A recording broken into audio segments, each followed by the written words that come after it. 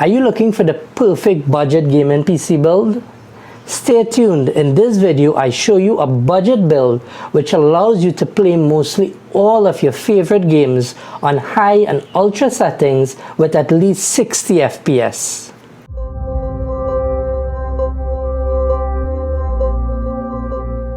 Welcome to Joshua's Tech Tips. So my eldest son Nathan, he loves to play video games, specifically games like Fortnite, Apex Legends, Counter-Strike. As a lot of you know, these are online multiplayer games which require high frame rates as well as low latency. Currently Nathan games on a PS4 Pro. However, he was looking to take his gaming experience to the next level. This mainly meant having a system which would allow for higher frame rates than the PS4 Pro. The PS4 Pro is currently capped at 60 FPS for these particular games, so we needed a system which could perform higher frame rates than 60 FPS. Being Nathan's first gaming PC, I wanted to give him the performance he needed, however it also had to be a budget-friendly solution. After much research, I finally settled on a PC build which would allow Nathan to run all of his games on high settings with more than 60 FPS. So in this video, I'm going to show you the parts that I used to build this PC right here. And at the end of the video, I'm going to show you the performance we get. Without any further ado, let's take a look at the parts that we use for this PC build. Our budget for this build is $800 US. Because this is a budget build, we are targeting 1080p resolution for gaming, because 4K resolution would be much too expensive to target for this price range. For the case, we decided to go with the Thermaltake V200 TG case. This is a full-size ATX case which features 3 pre-installed 120mm motherboard sync RGB fans. It also features a 4mm tempered glass panel on the left side. To the front, we have a range of I/O ports which includes one USB 3.2, two USB 2.2, HD audio as well as a RGB light button. Also included is a full-length power supply cover with vent holes. This provides a clean and tidy look, hiding cables from view. It also comes with magnetic dust covers on the top and at the bottom, which helps prevent unwanted dust from entering the system. The cost of this case was $74 US. For the power supply, I decided to go with the Roseville Glacier Series 700 watt 80 plus bronze certified power supply. This would provide more than sufficient power for our needs. The modular design also helps with cable management and provides an overall cleaner look.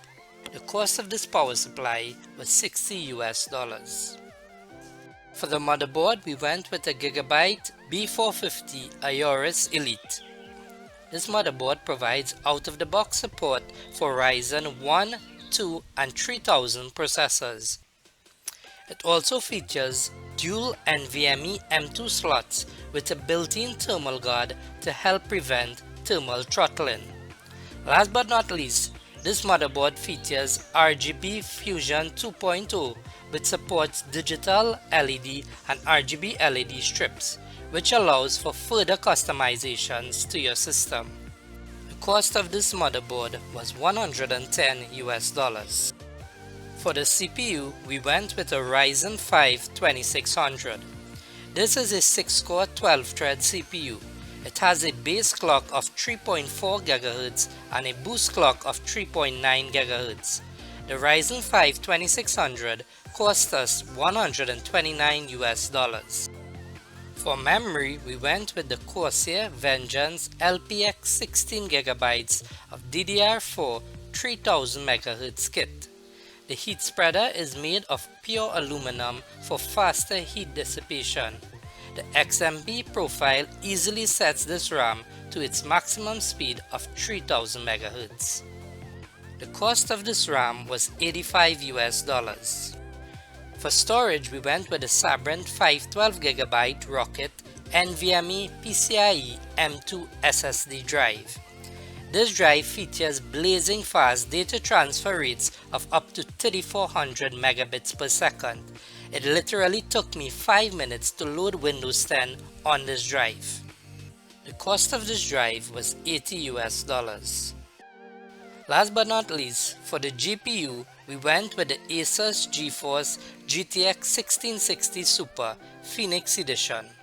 This card features 1408 CUDA cores, 6GB of DDR6 memory, as well as a clock speed of 1830 MHz.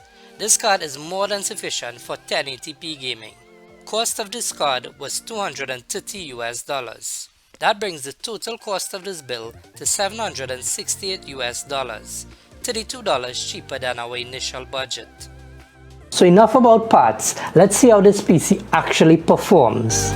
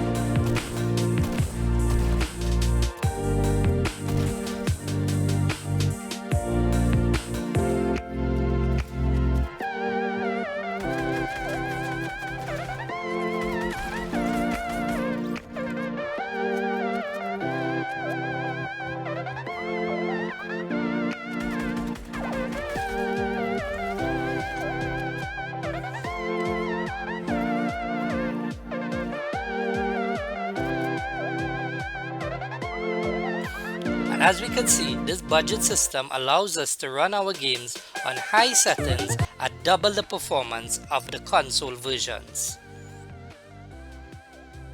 So that brings us to the end of this video, guys. So if you're someone in the market for a budget gaming PC build which would allow you to play most of your games on high to ultra settings with more than 60 FPS, I'm going to leave links for it in the video description where you could purchase the parts. As always, if you like the content I'm creating, be sure to subscribe to my YouTube channel and click on the notification bell to be notified once a new video is released.